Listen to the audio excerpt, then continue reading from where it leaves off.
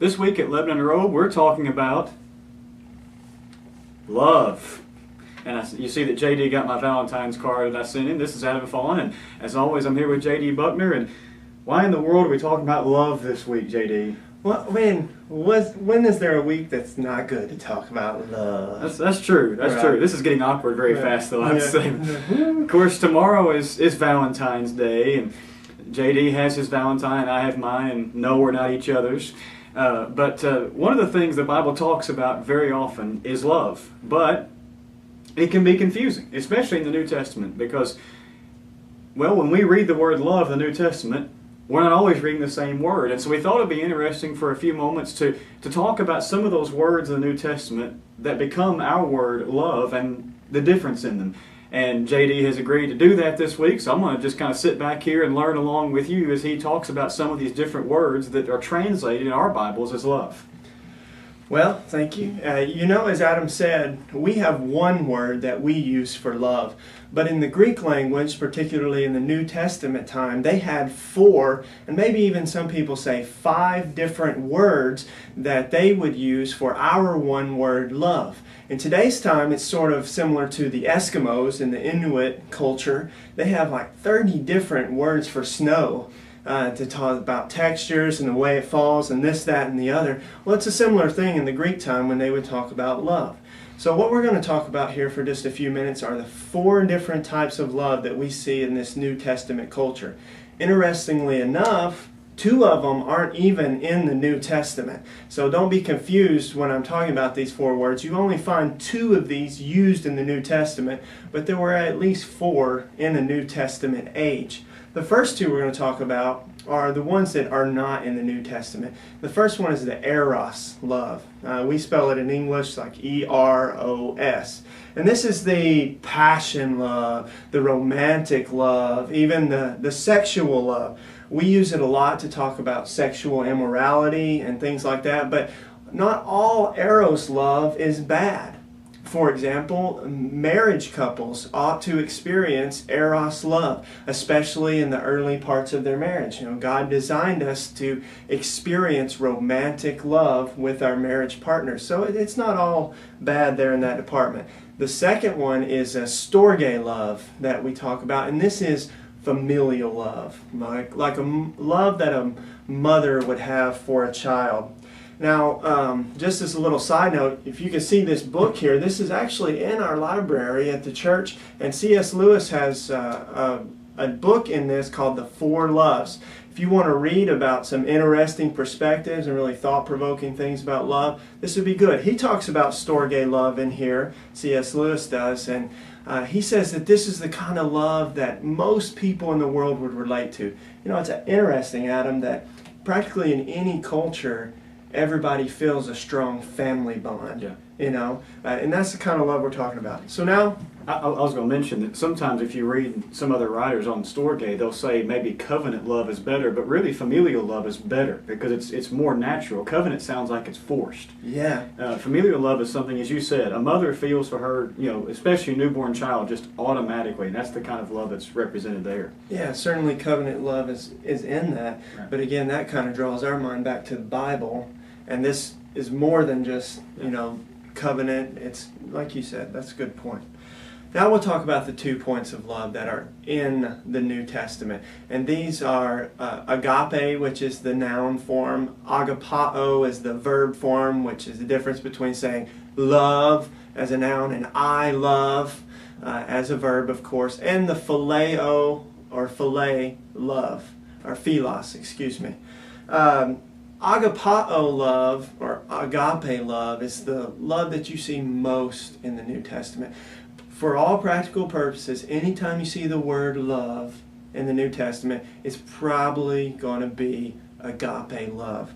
This is defined as to have a warm regard for or an interest in another, to cherish, also to have high esteem or satisfaction with, to practice and express love. This is what we call sacrificial love.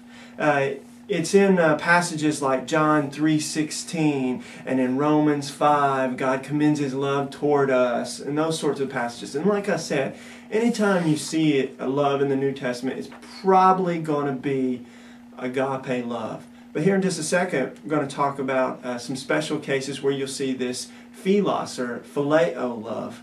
And it's interesting. Did you have... I was just going to mention, you mentioned John 3:16, Romans 5, of course, 1 Corinthians 13. Every time in the chapter we sometimes call the love chapter, it's a form of agape. And some have called that chapter the definition of the word, because it gives us such a full picture of agape. And some scholars even suggest that the word basically did not exist before the New Testament church. They're stretching it a little bit. It did. But right. New Testament Christians, especially the Bible, sort of gave the definition of the word. Yes. It really brought the meaning of agape love into light. And of course, this is the kind of love that we ought to practice for all people, just as Jesus told us to do. Now, finally, we'll talk about the philos or phileo love. This love is similar to agape. It's also defined as to have special interest in someone or something, to consider someone a friend. It's used like in Matthew chapter 10 and verse 37 when Jesus says, "He who loves father or mother more than me is not worthy of me." That love there is phileo love in all those instances. One thing that I found was really cool is it's also used as to kiss someone. And when you read in Judas in Mark 14:44, when he says, "Whomever I kiss, this will be the one that you should take," in JD paraphrase. Well, that word kiss there is actually a rendering of phileo. So, I did not know that. Yeah, that was really cool. Sometimes phileo gets a bad rap, because when we read in John chapter 21, you know the instance where Jesus is asking Peter, "Do you love me?" And of course Jesus is saying, "Agape love me." And Peter is responding, "Jesus, I phileo love you. I have this kind of love for you." And we say, here Peter is not understanding what love is. And there's some real significance there. But let's not give Peter too badly of a rap, because I want to share with you just a couple other passages that use phileo love. In John chapter 5 and verse 20, Jesus says that the Father loves me, Jesus. And the word he uses for love there is phileo. Also in John 16 verse 27, when Jesus speaking to the disciples, he says, "The Father loves you because you love me." Both times phileo love is used there. So it makes me think of like Proverbs 18:24. There is a friend who sticks closer than a brother. And I just think, phileo love's not too bad. Yeah. That's true. And I'm glad you pointed that out about John 21, because it's easy to kind of just take the easy road out and say, well, Peter just didn't love Jesus. Yeah, he did. He did. Absolutely. It was just a very difficult time. And you mentioned that most of the time when you come to the New Testament and you see the word love, you can kind of default to agape. But if someone wants to kind of look into this stuff and see when they're reading along a passage, which one is this, I'll recommend a website to you. It's easy to use. It's blueletterbible.org.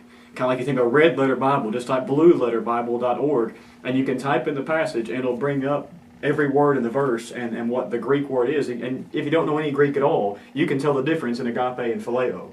And I know very little Greek, but I can look and say, okay, that one's agape, that one's phileo, and say, okay, now I know which one of these it is. So it's just a really simple tool to, very quickly, in just 2 or 3 seconds, find out which one of these it is, and that obviously adds to our Bible study. That's cool. But we appreciate you taking the time to do that today. We're not always going to have a Bible study time, but since we took the time to decorate, we thought it'd be good to take the time to do that.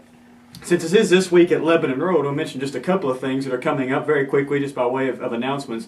One is this Sunday, we will have our monthly service at the Heartland Center over in Donaldson, and we always have a good time there each month. It's at 4 o'clock on Sunday afternoon, and lots of residents come out to that service, and some of our members just don't even really know we have that.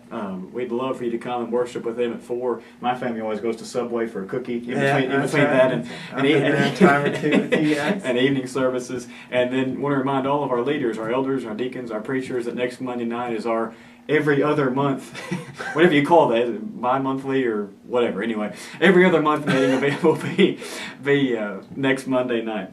we hope you're enjoying these videos. We hope you'll visit the website, LebanonRoadChurchOfChrist.org, and you can contact us through that website or contact our office and let us know what you think about these, or if you're from our area and want to know more about Lebanon Road, we would be just so glad to talk with you and enjoy that time together. But until next week, this is This Week at Lebanon Road.